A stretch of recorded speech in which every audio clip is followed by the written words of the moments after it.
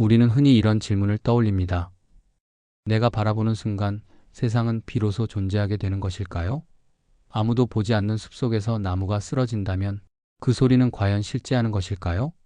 이 오래된 물음이 현대 물리학의 가장 깊은 곳에서 다시 살아났습니다.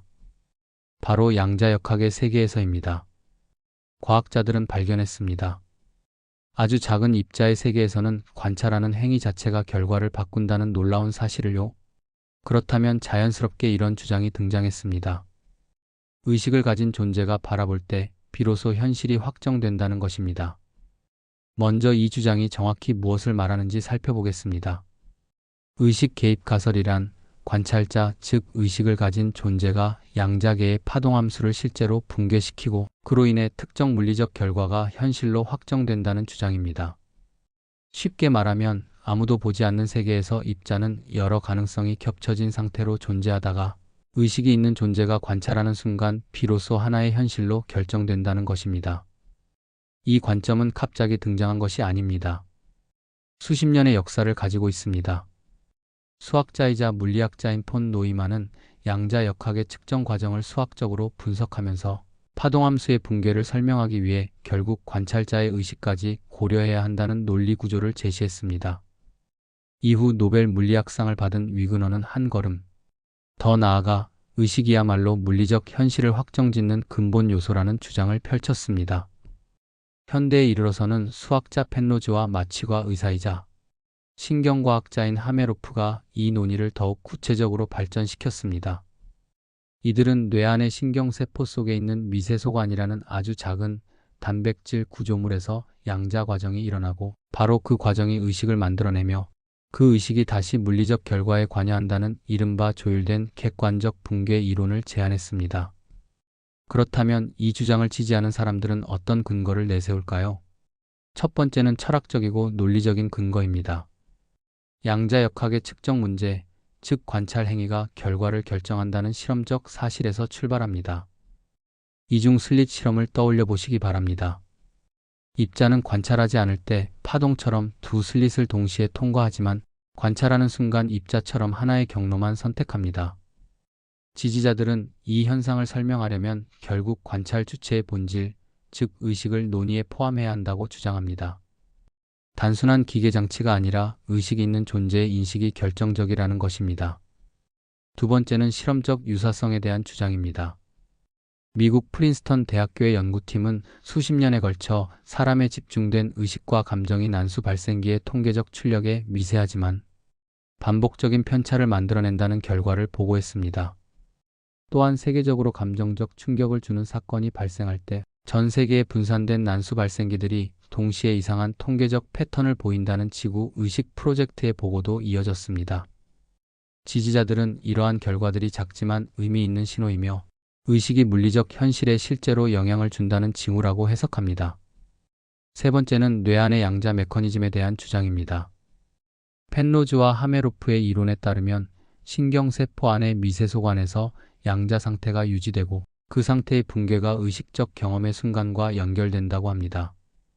단순한 화학적 신호 전달만으로는 설명되지 않는 의식의 통합성과 창의성이 바로 이 양자 과정에서 비롯된다는 것입니다. 그렇다면 과학계는 왜 이 주장에 회의적인 시선을 보내는 것일까요? 겉으로 보기에 양자역학과 의식의 연결은 매우 매혹적인 이야기처럼 들립니다.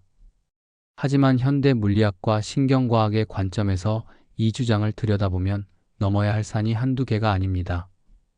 핵심적인 비판들을 하나씩 깊이 살펴보겠습니다. 첫 번째이자 가장 강력한 비판은 결어근남 현상입니다. 양자 중첩 상태란 입자가 여러 가능성을 동시에 품고 있는 상태입니다. 그런데 이 상태는 주변 환경과 조금이라도 상호작용하는 순간 극도로 빠르게 붕괴하여 하나의 확정된 상태로 변해버립니다. 이를 결어근남이라고 합니다. 여기서 중요한 것은 우리의 뇌가 어떤 환경인가 하는 점입니다. 뇌는 따뜻하고 습하며 수십억 개의 분자들이 쉴 새 없이 진동하고 충돌하는 극도로 복잡한 환경입니다. 이런 환경에서 양자 중첩 상태가 얼마나 오래 유지될 수 있을까요? 물리학자 태그마크는 이를 수학적으로 계산했습니다. 그 결과는 충격적이었습니다. 뇌 안에서 가설적으로 존재한다고 상상한 양자, 중첩 상태는 1조분의 1초에서 심지어 100경분의 1초 수준의 시간 안에 붕괴해 버린다는 것입니다. 숫자로 쓰면 소수점 아래 0이 13개에서 20개나 붙는 극히 짧은 순간입니다. 반면 신경세포가 신호를 처리하고 우리가 무언가를 인식하는 데 걸리는 시간은 수 밀리초에서 수백 밀리초입니다. 즉 우리가 눈을 깜빡이기도 전에 뇌 안의 양자 상태는 이미 수억 배에서 수조 배 이상 빠른 속도로 사라져 버린다는 의미입니다. 이 계산이 옳다면 뇌 안의 의식이 파동함수 붕괴에 관여한다는 주장은 물리적 현실과 맞지 않습니다. 의식이 개입하기도 전에 이미 모든 것이 끝나 있기 때문입니다. 두 번째 비판은 재현성과 통계의 문제입니다. 지지자들이 가장 즐겨 인용하는 근거 중 하나가 프린스턴 대학교의 연구팀이 수십 년에 걸쳐 수행한 난수 발생기, 실험과 전 세계의 난수 발생기를 연결한 지구 의식 프로젝트의 보고입니다. 그런데 이 연구들은 과학계로부터 여러 심각한 문제점을 지적받았습니다. 우선 독립적인 연구팀이 동일한 조건으로 실험을 반복했을 때 같은 결과가 일관되게 나타나지 않았습니다. 또한 방대한 데이터 중에서 유의미해 보이는 부분만 선택적으로 분석하는 이른바 사후 선택의 함정이 있을 수 있다는 지적도 있었습니다. 수많은 비교 분석을 반복하다 보면 순전히 우연에 의해서도 통계적으로 유의미해 보이는 결과가 나올 수 있는데 이를 다중 비교의 문제라고 합니다. 이를 제대로 통제하지 않으면 없는 효과도 있는 것처럼 보일 수 있습니다.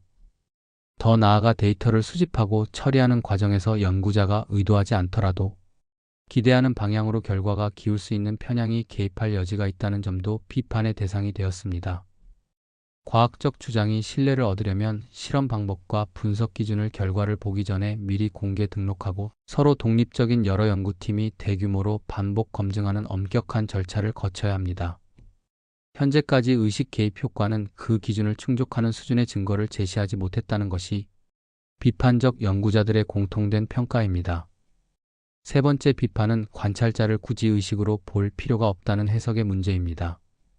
많은 사람들이 오해하는 부분이 있습니다. 양자역학에서 관찰이 결과를 결정한다는 말이 반드시 의식이 있는 존재가 봐야 한다는 뜻은 아니라는 것입니다. 양자역학을 해석하는 방식은 하나가 아닙니다. 기존의 코펜하겐 해석에서 측정이란 의식이 아니라 물리적 측정 장치가 양자계와 상호작용하는 것으로 충분히 설명됩니다. 결어근남 이론은 주변 환경과의 무수한 물리적 상호작용만으로도 거시적 현실이 사실상 고정된다고 설명합니다. 모든 가능성이 서로 다른 세계로 분기한다는 다중세계 해석은 파동함수 붕괴 자체가 없다고 봅니다. 또한 의식과 무관하게 물리적 과정으로 파동함수 붕괴를 설명하려는 수학적 모델들도 제한되어 있습니다. 이처럼 의식을 전혀 개입시키지 않고도 측정 문제를 설명하는 대안들이 이미 여럿 존재하며 그 가운데 상당수는 더 단순하고 명확한 실험적 예측을 제시합니다. 굳이 불필요한 개념을 추가하지 않고도 설명이 가능하다면 그 단순한 설명이 더 설득력 있다는 것이 과학의 기본 원칙입니다. 네 번째 비판은 조율된 객관적 붕괴 이론 자체가 가진 구체적인 약점입니다. 펜로즈와 하메로프의 이론은 뇌 안의 미세소관에서 일어나는 양자 과정이 의식을 만들어낸다고 주장합니다. 그런데 이 이론은 여러 방향에서 심각한 도전을 받고 있습니다. 우선 앞서 말한 결어근남 문제가 이 이론에도 그대로 적용됩니다. 미세소관이 있는 신경세포 안도 결코 차갑고 고요한 환경이 아닙니다. 그 안에서 의미 있는 양자 상태를 충분히 오래 유지할 수 있다는 실험적 증거가 아직 없습니다. 또한 펜로즈가 핵심으로 내세우는 중력에 의한 객관적 붕괴라는 개념 자체가 현재까지 어떤 실험으로도 확인된 바 없는 가설에 불과합니다. 미세소관이 실제로 의식과 관련된 양자, 연산을 수행하고 있다는 직접적인 신경과학적 증거도 마찬가지로 부족합니다. 이 이론을 검토한 많은 물리학자와 신경과학자들은 흥미로운 아이디어이지만 현재로서는 실험적 뒷받침이 너무 부족하다는 결론을 내리고 있습니다. 다섯 번째는 의식이라는 개념 자체의 불명확성에서 오는 철학적이고 개념적인 문제입니다. 의식이 파동함수를 붕괴시킨다고 주장하려면 먼저 의식이 무엇인지 명확히 정의하고 측정할 수 있어야 합니다. 그러나 의식이 무엇인지는 현대 철학과 신경과학에서 여전히 가장 어려운 미해결 문제로 남아 있습니다. 어떤 존재가 의식이 있고 없는지, 의식의 강도는 어떻게 측정하는지, 의식의 어떤 특성이 파동함수 붕괴에 관여하는지에 대한 합의된 답이 없습니다. 이처럼 핵심 개념이 불분명한 상태에서는 어떤 조건에서 어떤 결과가 나와야 하는지를 미리 예측하기 어렵습니다. 과학적 가설이 되려면 반드시 검증 가능한 예측을 제시할 수 있어야 합니다. 의식 개입 가설은 바로 이 점에서 아직 과학적 이론으로서의 충분한 엄밀함을 갖추지 못했다는 평가를 받고 있습니다. 흥미로운 철학적 직관을 담고 있지만 그것만으로는 과학적 진실에 다가서기에 부족하다는 것입니다. 그렇다면 이 모든 비판에도 불구하고 과학계 일각에서는 왜 의식 개입 가설을 완전히 폐기하지 않는 것일까요? 엄격한 과학적 시선으로 보더라도 전적으로 배척하기 어려운 이유들이 분명히 존재합니다. 그 이유들을 하나씩 살펴보겠습니다. 첫 번째는 작지만 완전히 무시하기 어려운 실험적 신호의 문제입니다. 프린스턴 연구팀이 수십 년에 걸쳐 수행한 실험과 지구 의식 프로젝트의 보고에서 나타난 통계적 편차는 분명히 작습니다. 그러나 그 편차가 수십 년의 장기간에 걸쳐 반복적으로 나타났다는 점은 단순히 무시하기 어렵다고 보는 연구자들도 있습니다. 물론 앞서 살펴보았듯이 재현성과 통계적 엄밀성의 문제가 있습니다. 그러나 비판적 연구자들조차 이 신호가 측정 오류나 통계적 허상임을 완벽하게 입증하지는 못한 상태입니다. 증거가 부족하다는 것이 존재하지 않는다는 증명은 아닙니다. 과학의 역사에서 처음에는 작고 불안정해 보였던 신호가 나중에 새로운 현상의 발견으로 이어진 사례가 적지 않았습니다. 따라서 이 신호를 완전히 배제하기보다는 더 엄격하고 정밀한 실험으로 그 진위를 확인해야 한다는 입장이 합리적이라고 볼 수 있습니다. 두 번째는 양자 생물학의 발전이 가져온 시각의 변화입니다. 불과 얼마 전까지만 해도 따뜻하고 복잡한 생명체 안에서는 의미 있는 양자 효과가 일어날 수 없다는 것이 과학계의 일반적인 시각이었습니다. 그런데 최근 연구들은 이 상식에 균열을 냈습니다. 식물이 광합성을 하는 과정에서 빛 에너지를 전달할 때 양자 결맞음 현상이 활용된다는 것이 실험으로 확인되었습니다. 철새가 지구 자기장을 감지하여 수천 킬로미터를 정확히 이동하는 능력도 새의 눈 안에서 일어나는 양자 얽힘 현상과 관련이 있다는 연구 결과가 나왔습니다. 이처럼 살아있는 생명체 안에서도 양자 효과가 실제로 기능적으로 활용될 수 있다는 사실이 밝혀진 것입니다. 물론 이것이 곧바로 뇌 안에서 의식과 연결된 양자 과정이 있다는 증거는 아닙니다. 광합성이나 철새의 나침반은 뇌 전체의 양자 결맞음과는 전혀 다른 규모와 조건의 이야기입니다. 그러나 이 발견들은 생명체가 양자, 세계와 완전히 단절되어 있다는 강경한 주장을 더 이상 유지하기 어렵게 만들었습니다. 뇌와 의식의 영역에서도 아직 우리가 발견하지 못한 양자적 메커니즘이 존재할 가능성을 완전히 닫아서는 안 된다는 신중한 입장이 힘을 얻고 있습니다. 세 번째는 의식 자체에 대한 과학적 이해가 여전히 너무나 불완전하다는 점입니다. 현대 신경과학은 눈부신 발전을 이루었지만 왜 뇌의 물리적 활동이 주관적인 경험을 만들어내는가 하는 근본적인 물음에는 아직 답하지 못하고 있습니다. 이것이 바로 철학자들이 의식의 어려운 문제라고 부르는 것입니다. 우리가 빨간 장미를 볼 때 느끼는 그 불금의 감각, 사랑하는 사람을 떠올릴 때 그 따뜻한 느낌이 어떻게 신경세포의 전기 신호에서 비롯되는지는 여전히 미스터리입니다. 의식의 본질을 아직 제대로 이해하지 못한 상태에서 의식이 물리적 현실의 어떤 방식으로도 관여할 수 없다고 단언하는 것은 지나치게 성급한 결론일 수 있습니다. 우리가 모르는 것이 너무 많은 영역에서는 가능성을 열어두는 것이 오히려 과학적 태도에 가깝습니다. 의식과 물리적 현실의 관계는 인류가 아직 충분히 탐구하지 못한 미지의 영역으로 남아있으며 바로 그렇기 때문에 더욱 엄밀하고 창의적인 과학적 접근이 필요한 분야라고 할 수 있습니다. 그렇다면 이 오래된 논쟁을 앞으로 나아가게 하려면 무엇이 필요할까요? 철학적 논쟁만으로는 답을 얻을 수 없습니다. 결국 과학은 실험과 검증을 통해 진실에 다가갑니다. 의식이 파동함수를 붕괴시키는가 하는 물음도 마찬가지입니다. 지금까지의 논의를 바탕으로 이 논쟁을 실질적으로 진전시킬 수 있는 실험적 접근과 검증 방향을 구체적으로 살펴보겠습니다. 첫 번째로 필요한 것은 사전 등록과 대규모 다중기관 재현 실험입니다. 지금까지 의식 개입 효과를 주장하는 연구들이 신뢰를 얻지 못한 가장 큰 이유 중 하나는 실험 방법과 분석 기준이 결과를 보고 난 뒤에 조정될 여지가 있었다는 점입니다. 이 문제를 해결하려면 실험을 시작하기 전에 측정 방법, 데이터 처리 방식, 판단 기준을 공개적으로 사전 등록해야 합니다. 그리고 서로 독립적인 여러 연구팀이 동일한 조건으로 동시에 실험을 수행해야 합니다. 한두 곳의 연구팀이 아니라 전 세계 수십 개 기관이 참여하는 대규모 협력 연구가 이루어진다면 그 결과는 훨씬 강력한 설득력을 갖게 됩니다. 만약 이런 엄격한 조건 아래서도 의식 개입 효과가 일관되게 나타난다면 그것은 진지하게 받아들여야 할 증거가 됩니다. 반대로 효과가 사라진다면 기존의 보고들이 통계적 허상이었음을 명확히 확인할 수 있습니다. 어느 쪽이든 논쟁은 분명하게 진전될 것입니다. 두 번째로 의식적 관찰과 비의식적 관찰을 엄밀하게 분리하는 실험 설계가 필요합니다. 의식 개입 가설의 핵심은 의식 있는 존재가 관찰할 때와 그렇지 않을 때 물리적 결과가 달라진다는 것입니다. 그렇다면 이 두 조건을 최대한 정밀하게 분리하는 실험이 요구됩니다.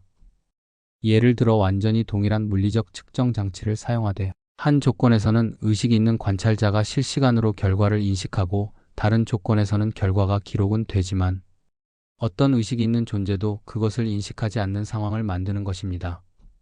이때 물리적 환경은 완벽하게 동일하게 유지되어야 합니다.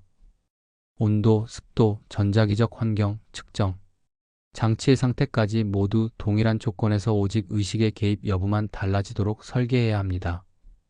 만약 이 두 조건 사이에 통계적으로 유의미한 차이가 반복적으로 나타난다면 그것은 의식이 물리적 결과에 관여한다는 강력한 증거가 될 수 있습니다. 세 번째는 뇌 안의 양자 상태를 직접 검출하려는 시도입니다. 결어근남 시간 계산을 두고 지지자와 비판자 사이에 논쟁이 계속되고 있습니다. 이 논쟁을 끝내려면 계산이 아니라 직접적인 실험적 증거가 필요합니다. 신경세포 안의 미세소관이나 관련 단백질 구조에서 의미 있는 시간 동안 양자 결맞음 상태가 유지되는지를 직접 측정하는 실험이 시도되어야 합니다. 분광학적 방법이나 극저온 현미경 기술 등 현재의 첨단 물리 측정 기술을 활용하면 이 문제에 접근하는 것이 불가능하지는 않습니다. 만약 신경세포 안에서 신경학적 처리 시간에 필적하는 수준의 양자 결맞음 상태가 발견된다면 이는 의식과 양자 과정의 연결 가능성을 뒷받침하는 물리적 증거가 될 것입니다. 반대로 태그마크의 계산처럼 극히 짧은 시간 안에 모든 양자 상태가 붕괴됨이 실험으로 확인된다면 뇌 안의 양자 의식 가설은 결정적인 타격을 받게 됩니다. 네 번째로 의식 개입 가설만이 가질 수 있는 고유한 실험적 예측을 구체화해야 합니다. 현재 의식 개입 가설의 큰 약점 중 하나는 결어근남 이론이나 다중세계, 해석 같은 대안적 설명과 구별되는 고유한 예측을 명확히 제시하지 못한다는 점입니다. 진정한 과학적 가설은 다른 어떤 이론으로도 설명되지 않는 특정한 결과를 예측할 수 있어야 합니다. 예를 들어 의식의 집중도나 명상의 깊이에 따라 물리적 측정값이 체계적으로 변화한다거나 특정한 의식 상태에서만 나타나는 고유한 양자적 패턴이 있다거나 하는 구체적이고 검증 가능한 예측이 필요합니다. 이러한 예측이 구체화될수록 의식 개입 가설은 막연한 철학적 주장에서 벗어나 실험으로 검증할 수 있는 과학적 가설로 한 걸음 나아갈 수 있습니다. 다섯 번째로 양자 생물학의 성과를 발판으로 삼는 접근이 필요합니다. 광합성과 철새의 나침반에서 발견된 생물학적 양자 효과는 살아있는 체계 안에서 양자 과정이 실제로 기능할 수 있음을 보여주었습니다. 이 발견을 토대로 뇌에서도 유사한 방식의 양자 효과가 일어날 수 있는 조건과 구조를 탐색하는 연구가 이루어져야 합니다. 어떤 분자적 구조, 어떤 온도와 에너지 조건에서 뇌 안의 양자 효과가 가능한지를 체계적으로 탐구하는 것입니다. 이는 막연한 가설 차원의 논쟁에서 벗어나 분자, 생물학과 물리학이 협력하는 구체적이고 생산적인 연구 방향이 될 수 있습니다. 의식과 양자 세계의 연결이 실제하든 그렇지 않든 이 과정에서 생명체와 뇌에 대한 우리의 이해는 분명 더욱 깊어질 것입니다. 지금까지 우리는 의식이 파동함수를 붕괴시킨다는 주장을 다양한 각도에서 살펴보았습니다. 이제 모든 논의를 하나로 모아 종합적인 평가를 내려볼 시간입니다. 이 주장은 어디에 서 있으며 우리는 이것을 어떻게 바라보아야 할까요? 현재 과학계의 표준적인 결론은 분명합니다. 의식이 양자 붕괴를 일으킨다는 주장은 개념적으로는 매우 흥미롭고 철학적 직관을 강하게 자극하지만 현대 물리학과 신경과학의 관점에서 보면 강한 실증적 지지를 얻지 못하고 있습니다. 태그마크의 결합은남 계산은 뇌 안에서 의식이 개입할 만한 양자 상태가 유지될 시간 자체가 존재하지 않는다는 것을 수학적으로 보여주었습니다. 펜로즈와 하메로프의 조율된 객관적 붕괴 이론은 구체적인 메커니즘을 제시하려 했지만 실험적 증거의 부족과 이론적 약점으로 인해 여전히 소수의 견해로 남아 있습니다. 의식의 물리적 영향을 보여주려 했던 실험들은 재현성과 통계적 엄밀성의 문제를 극복하지 못했습니다. 그리고 무엇보다 굳이 의식을 개입시키지 않아도 양자역학의 측정 문제를 설명하는 대안적 해석들이 이미 여럿 존재합니다. 이 모든 점을 종합하면 의식 개입 가설은 현재로서는 과학적 표준 이론으로 자리 잡을 만한 충분하고 일관된 근거를 갖추지 못했다는 것이 합리적인 결론입니다. 그러나 이것이 이 주장을 영원히 폐기해야 한다는 의미는 아닙니다. 과학의 역사는 당대의 상식으로는 불가능해 보였던 주장이 훗날 진실로 밝혀진 사례들로 가득합니다. 양자 생물학의 발전은 생명체 안에서 양자 효과가 실제로 기능할 수 있다는 것을 보여주었고, 이는 뇌와 의식의 영역에서도 우리가 아직 발견하지 못한 무언가가 있을 가능성을 완전히 닫아버리기 어렵게 만들었습니다. 의식의 본질은 여전히 현대 과학이 풀지 못한 가장 깊은 수수께끼로 남아 있습니다. 우리가 아직 의식이 무엇인지조차 충분히 이해하지 못한 상황에서 의식이 물리적 현실의 어떤 방식으로도 관여할 수 없다고 단언하는 것은 지나치게 성급한 결론일 수 있습니다. 결국 이 문제는 지금 당장 최종 판결을 내릴 수 있는 성격의 것이 아닙니다. 필요한 것은 더 엄격하고 정밀한 실험, 더 명확한 이론적 예측, 그리고 더 열린 과학적 탐구입니다. 의식과 양자 세계의 관계라는 이 거대한 물음은 물리학, 신경과학, 철학이 함께 손잡고 나아가야 할 미지의 영역입니다. 그 답이 어디에 있든 이 탐구의 과정은 분명 우리가 세계와 우리 자신을 이해하는 방식을 근본적으로 바꾸어 놓을 것입니다. 우주의 가장 깊은 곳에서 의식이 어떤 역할을 하는지 그 물음에 대한 답을 찾는 여정은 이제 막 시작되었을 뿐입니다. 오늘은 여기까지입니다. 시청해주셔서 감사합니다. 구독, 좋아요, 알림 설정은 큰 힘이 됩니다.